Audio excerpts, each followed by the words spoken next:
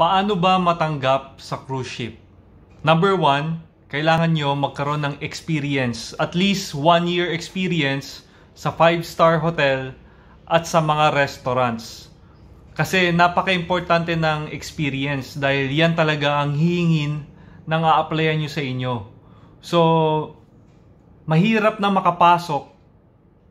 Ang totoo mahirap makapasok sa cruise ship kung wala kang experience kahit galing ka pa sa isang magandang school. Dahil hinihingan talaga nila ng experience. Number 2, ang kailangan nyo kumpletuhin ang mga basic requirements sa pagsakay ng barko. So, number 1 dyan, yung passport, yung seaman book, yung BT, yung mga trainings like SDSD, yung crowd control, at iba pa. Kung meron akong nakalimutan, i-research nyo kung ano pa yung mga dapat kumpletuhing trainings. Para pagpunta nyo sa opisina, hindi na kayo tsaka pa lang magti-training. Kailangan kompleto na yung training ninyo bago pa lang mag-apply. Tapos pangatlo, kailangan mag-apply kayo sa maraming agencies. Hindi lang porket nag-apply ka na sa isa at hindi ka natanggap, hindi ka na mag-a-apply doon sa iba pang company o panghihinaan ka na ng loob.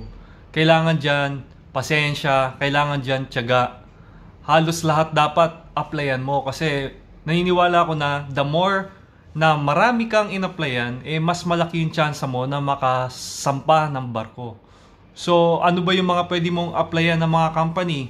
So, sa passenger, UPL, Magsaysay, PTC, at iba pa, marami pa na mga kumpanya na pwede kang pasukan.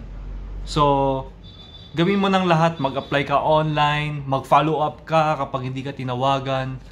So, tiyaga.